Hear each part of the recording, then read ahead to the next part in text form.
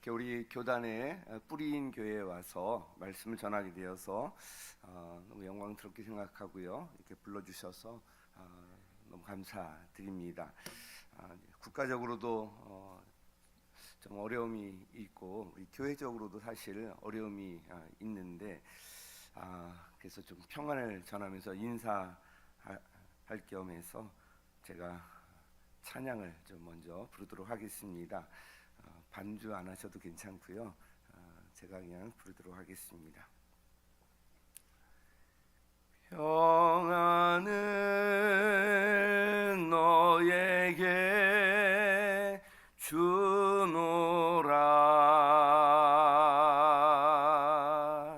세상이 줄 수 없는,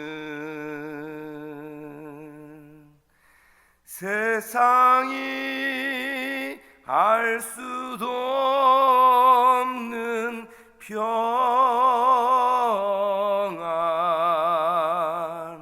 평안,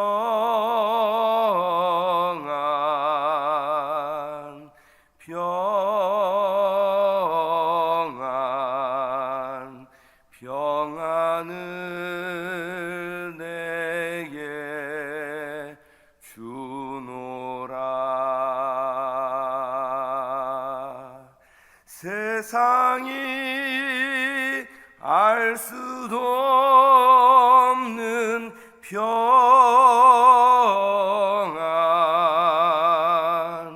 평안,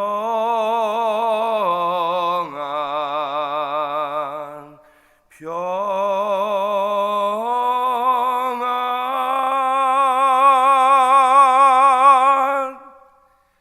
평안을 내게 주노라.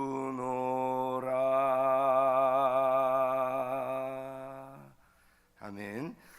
우리 국가적으로 또 우리 교회 안에 주님께서 내려주시는 이 평화가 넘치기를 간절히 바랍니다. 지금 한번 인사하셨지만 우리 옆에 계신 분들하고 함께 한 번 더 인사했으면 좋겠습니다. 제가 요즘 어디 가면 늘 이렇게 하는 인사인데, 여러분도 하나님이 만드신 걸작품들이시잖아요. 새벽이지만 정말 아름다우신 분들이거든요. 그래서 옆에 분 보시면서 자세히 보시지 마시고, 미모가 죄라면 당신은 사형감입니다. 네, 같이 한번 인사하시겠습니다.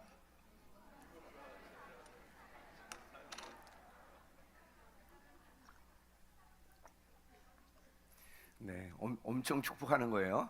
네, 아직 이해 못하시는 분들 계시고 있는데, 미모가 죄라면 당신은 사형감입니다. 다시 한번 시작. 네, 하나님의 걸작품이기 때문에 한 분 한 분 너무 아름다우십니다. 우리 담임 목사님 소개해 주신 대로 저희 교회는 이제 가정교회를 이제 하고 있는데, 지금 가정교회에 대해서 말씀드리지는 않고요. 우리 한 해를 시작하면서 필요한 말씀을 좀 드리도록 하겠습니다. 교회마다 참 어려움들이 있고 염려들이 있는데, 오늘 염려 없이 사는 비결에 대해서 좀 말씀을 드리려고 합니다. 이 특별 새벽 기도에 참 소중한 시간입니다.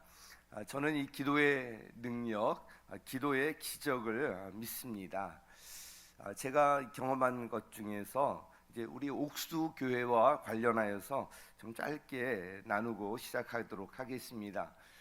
지금부터 약 30년 전, 그러니까 1996년 6월 17일 그날이 월요일이었는데요.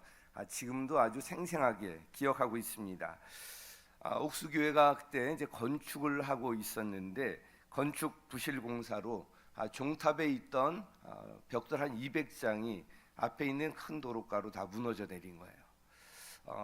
우리 그 앞에 주차해 놨던 그때 봉고차가 완전히 전파되었고요. 지나가던 차들 7대가 또 파손이 될 정도로 아주 큰 사고였습니다. 교통방송에서 계속 나오고 신문에도 나중에 나올 정도로 큰 사고였는데요. 이 부실 공사로 인한 사고도 사고지만 그때 건축 빚이 또 너무나 많았습니다. 대부분의 사채인 한 27억 원의 빚이 있었는데 지금도 27억 원이면 아주 큰 돈이지만 96년 그때는 정말 감당할 수 없는 그런 큰 금액이었습니다. 매월 이자만 4천만 원 정도씩 나갔으니까 정말 감당할 수 없는 그런 상황에서 그런 대형 사고까지 났기 때문에 모두들 옥수교회는 이제 끝났다 이렇게 했습니다. 그런데 당시 담임 목사님이셨던 이제 최기순 목사님, 우리 옥수교회 지금 원로 목사님이신데요.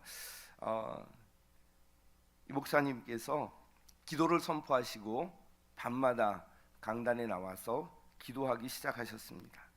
이 성도들도 동참하기 시작해서 나중에 얼마 안 가서 보니까 거의 모든 성도들이 나와서 밤마다 나와서 기도했습니다. 사실 막막했죠. 당시 저는 옥수교회 30대 초반의 집사였습니다.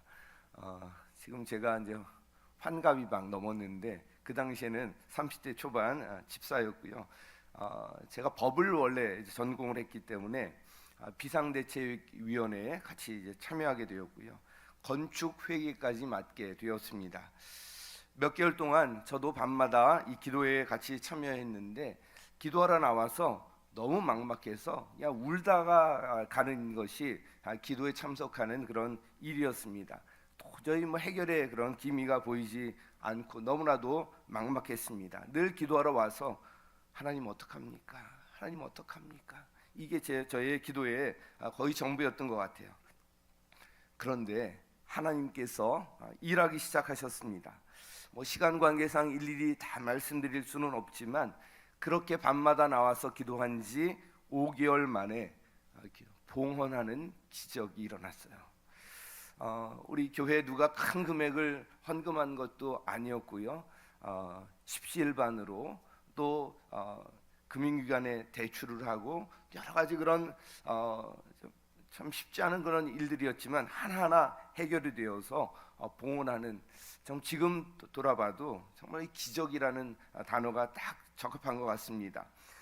그리고 그 당시에 이 기적의 큰 힘은 무엇보다도 거의 모든 성도들이 밤마다 나와서 기도하면서 울부짖으면서 하나님 앞에 기도했거든요. 그 기도가 가장 큰 동력이 되어서 정말 너무나도 감사하게 봉헌을 하고요. 지금 다시 새로운 건물을 건축을 했는데 지금은 건축 빚이 없는 상태입니다. 주님께서 참 놀랍게 일하셨는데 이 모든 것에 기도가 있었습니다. 여러분, 그래서 이 우리 새벽 기도회, 특별 새벽 기도회, 기도의 자리에 나오실 때마다 이 기도 응답에 확신을 가지시기 바랍니다. 하나님께서 반드시 기도에 응답하실 줄 믿습니다. 지금 방금 읽은 이 말씀은요, 제가 평생의 말씀으로 붙들고 있는 그런 말씀입니다. 성경을 읽고 해석할 때 이 문맥이 참 중요한데 오늘 34절 말씀은 사실 25절부터 시작이 됩니다. 그리고 문맥을 더 넓혀보면 19절 이하의 재물에 관한 것까지 연결되고요. 더 넓히면 산상수훈 시작부터 연결이 됩니다. 25절 이하에서 가장 많이 등장하는 단어가 염려라는 단어입니다. 그런데 예수님께서 염려하지 말라고 말씀하고 있습니다. 사람들이 이제 걱정하고 염려하는 이유가 무엇일까? 여러 가지 염려 걱정들이 있지만 그 내면을 들여다보면 결국은 먹고 사는 문제, 염려의 대부분은 경제적인, 재정적인 문제와 관련이 있습니다. 오늘 본문도 역시 이 먹고 사는 문제, 경제적 문제로 인한 그 걱정을 다루고 있습니다. 그래서 25절 말씀을 보면 그러므로라는 단어로 시작하면서 목숨을 위하여 무엇을 입을까, 무엇을 먹을까, 무엇을 마실까 염려하지 말라고 말씀하고 있습니다. 그러므로는 앞에 어떤 말을 이야기하고 결론을 할 때 이제 말하는 거잖아요.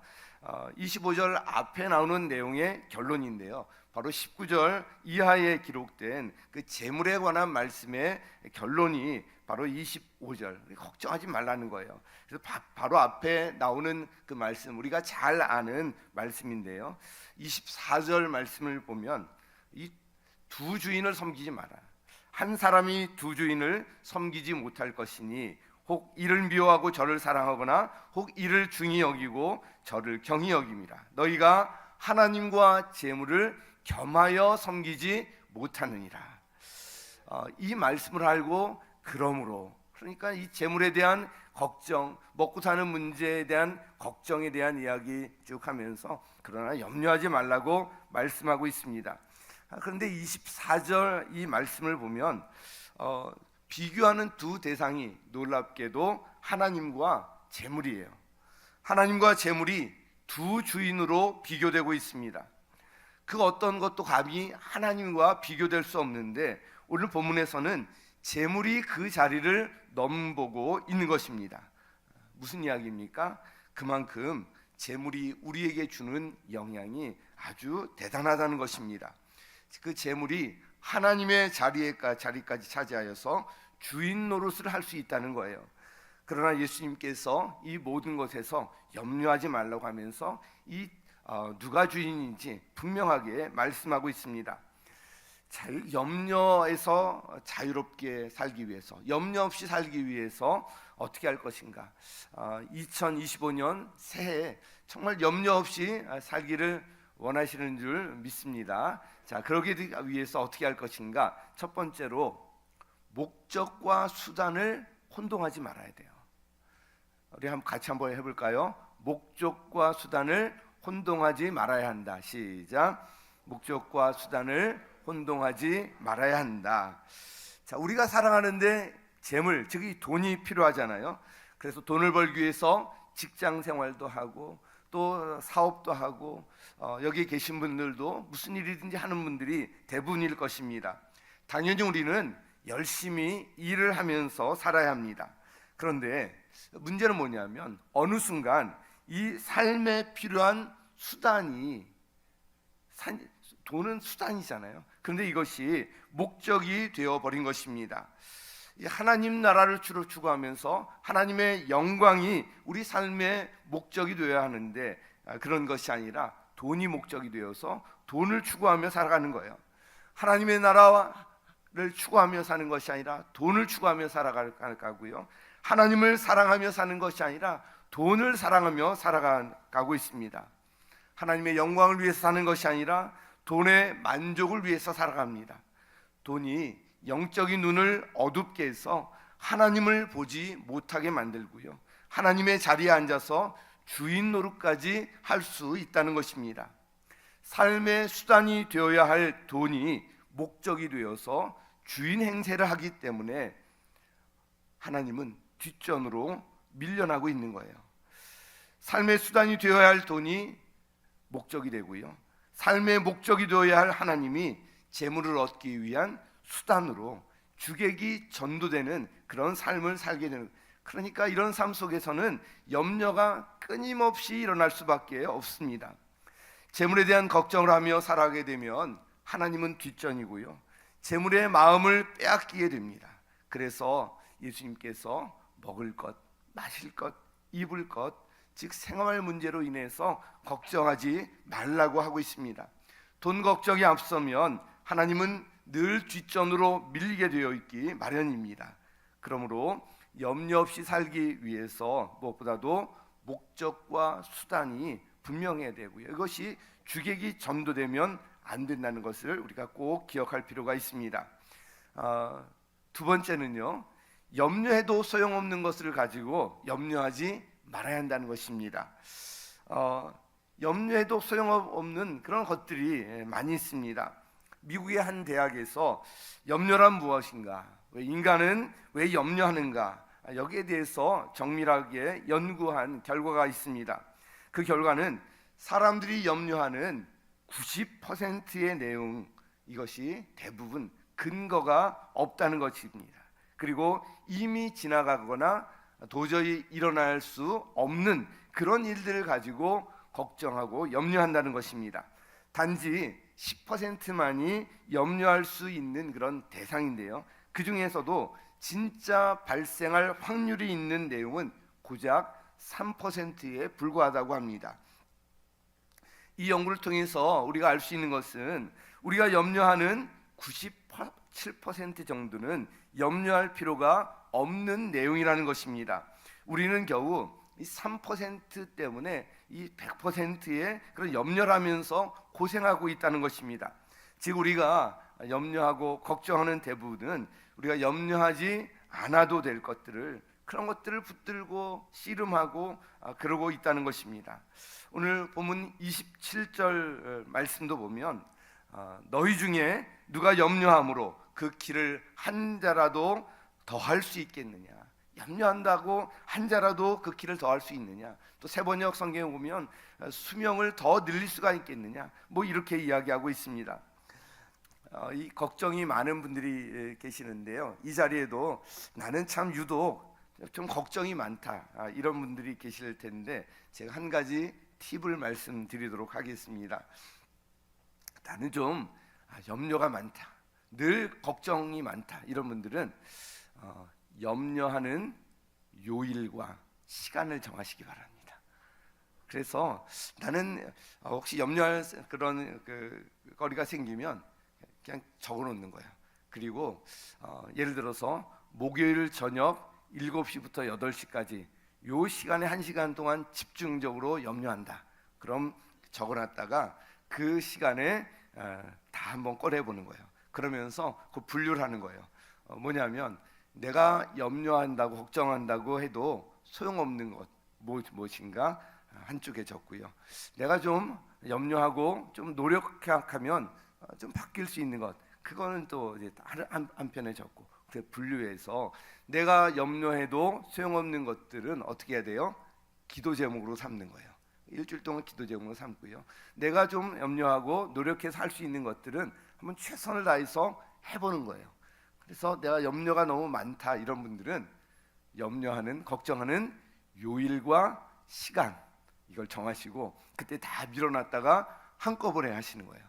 그러면 나머지 날들은 염려 없이 살 수가 있습니다. 이게 이제 하나의 팁이 됩니다. 또 한 가지 염려 없이 사는 비결, 오늘 말씀에서 가장 중요한 것이 바로 이 세 번째인데요. 우선순위를 분명히 한다는 것입니다. 우선순위를 분명히 해야 한다. 우리 같이요. 시작.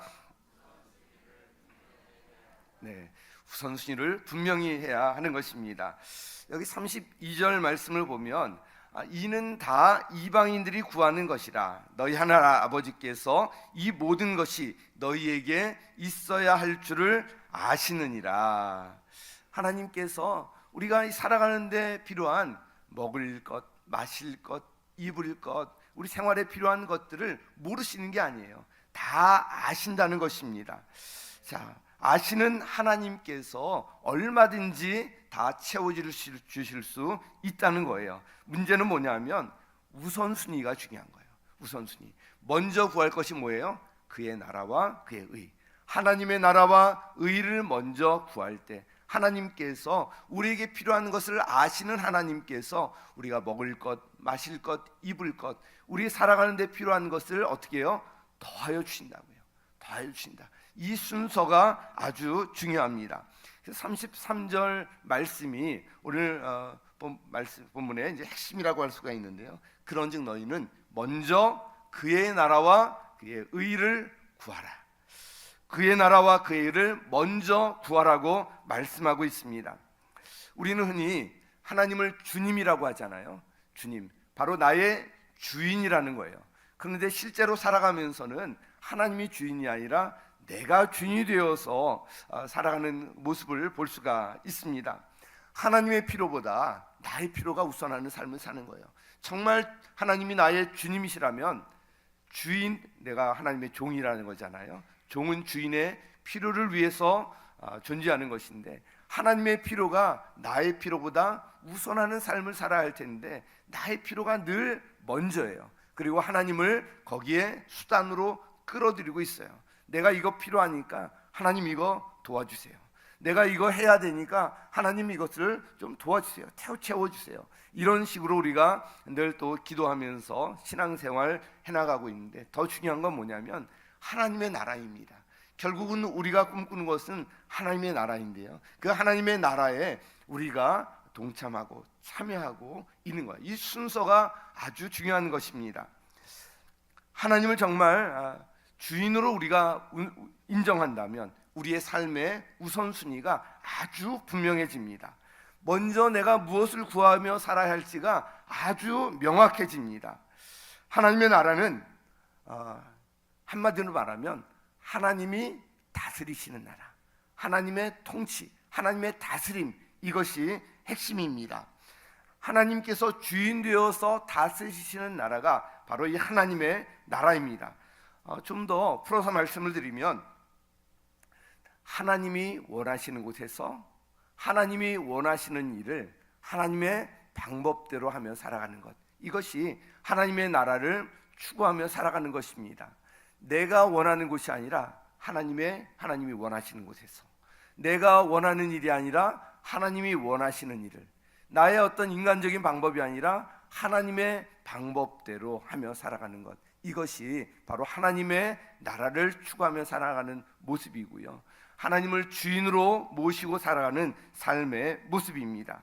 자, 그렇게 살아갈 때 약속이 있어요. 우리 33절 다시 한번 보면요, 그런즉 너희는 먼저 그의 나라와 그의 의를 구하라. 그 다음에 중요한 거예요. 그리하면 이 모든 것을 너희에게 더하시리라. 자, 그리하면 어떻게 하면? 하나님의 나라와 의를 먼저 구하며 살면, 그리하면 이 모든 것이 뭐예요? 먹을 것, 마실 것, 입을 것, 우리가 이 세상 살아가는 데 필요한 모든 것을 우리에게 더하여 주신다고 말씀하고 있습니다. 이 약속의 말씀을 꼭 붙으시기 바랍니다. 2025년 이제 시작하고 있습니다.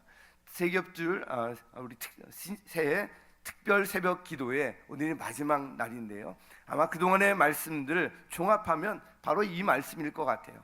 하나님의 나라와 의를 먼저 구하여라. 그리하면 이 모든 것을 너희에게 더하여 주실 것이다. 온전한 제사 중요하잖아요. 우리 나라가 너무나도 어렵고요, 하나님의 교회도 너무 어려운 가운데 있는데, 그 중심에 온전한 제사가 있어야 한다는 것을 이제 붙들고 우리가 나가는데, 그 중심에 있는 것이 하나님의 나라와 의를 먼저 구하는 이 우선순위가 너무나도 중요하다는 것입니다. 자, 예를 들어서 내가 구하는 이것이 응답되면 그때 내가 하나님이 원하시는 일을 하겠습니다. 물론 이런 기도 또 하나님이 들어주시기도 하고요, 이런 기도가 또 완전히 잘못된 것은 아닙니다. 그런데 순서가 잘못되었어요. 하나님이 원하시는 일, 즉 하나님의 나라와 의가 먼저예요. 이 일이 잘 풀리게 되면, 자녀가 원하는 대학에 합격하기만 하면, 이 사업이 번창하기만 하면, 우리 집이 팔리기만 하면, 우리 집이 나가기만 하면 내가 이 일을 하겠습니다. 그런데 순서가 잘못되었습니다. 이렇게 조건을 거는 신앙생활을 하는 한 우리는 하나님을 깊이 경험할 수가 없습니다. 그저 형식적 신앙에 머물고요, 신앙이 자라지 않게 됩니다. 내 필요에 따라서 내 생각대로 사는 이런 신앙생활을 하는 한 하나님을 경험한다거나 내 삶에 그런 간증이 있는 삶을 살기가 어렵습니다. 내 생각과 필요보다 먼저 하나님의 필요에 초점을 맞췄더니 하나님께서 이렇게 나를 도우셨다. 이 고백이 우리 성도로서 우리의 삶을 풍성하게 하고요, 행복하게 하고 정말 이 신앙을 성숙하게 만드는 것입니다. 도저히 내가 시간을 낼 수 없는 그런 상황과 환경 가운데 시간을 드렸더니 하나님께서 이렇게 복을 주셨습니다. 도저히 물질을 드릴 수 없는 상황에서 이렇게 물질을 드려서 헌신했더니 하나님께서 이렇게 생각지도 못한 축복을 주셨습니다. 절대로 용서하고 싶지 않았지만 하나님의 말씀을 따라 내가 용서했더니 이렇게 자유하고 이렇게 기쁨을 주셨습니다. 도저히 순종할 수 없을 것 같은 상황에서 하나님의 필요에 따라서 순종했더니 하나님께서 환경을 열어주시고 이렇게 가능케 하셨습니다. 이것이 바로 먼저 하나님의 나라와 의를 구하는 삶의 모습입니다. 먼저 하나님의 나라와 의를 구할 때 그리하면 이 모든 것 우리에게 더하여 주신다고 말씀하고 있습니다. 우리의 모든 필요를 아시는 하나님께서 그리고 채울 수 있는 그 전능하신 하나님께서 더하여 주신다는 것, 이 순서를 꼭 기억하시기 바랍니다. 우리 신앙생활 가운데 이런 간증이 쏟아져 나와야 합니다. 신앙생활의 맛이 바로 이런 데서 나오는 것 아닙니까? 내가 하나님의 나라와 의를 먼저 추구하며 나가는 것, 이것을 결단했는데 도저히 상황과 환경이 안 되지만 그걸 결단했더니 하나님께서 약속대로 이걸 채워주시고 내가 생각지도 못한 방법으로 이 일을 해결시켜 주셨다. 이것이 바로 우리 신앙생활의 모습이고요, 하나님을 경험하는 삶의 모습인 것입니다. 먼저 하나님의 나라와 의를 구하며 살 때 바로 이 모든 것을 더하여 주시는 하나님을 경험한 사는 것, 이것이 바로 올바른 신앙생활의 원리이고요, 이것이 우리 삶의 우선순위를 바르게 하는 모습입니다. 그럴 때 염려 없이 살게 되는 것입니다. 마지막으로 한 가지 더 말씀드리고 싶은 것이 하루하루 사는 법을 배우는 거예요. 하루하루 사는 법을 배워야 한다. 우리 같이 한번 또 해보겠습니다. 시작. 하루하루 사는 법을 배워야 한다. 우리 34절 말씀 다시 한번 우리 같이 한번 읽겠습니다. 시작.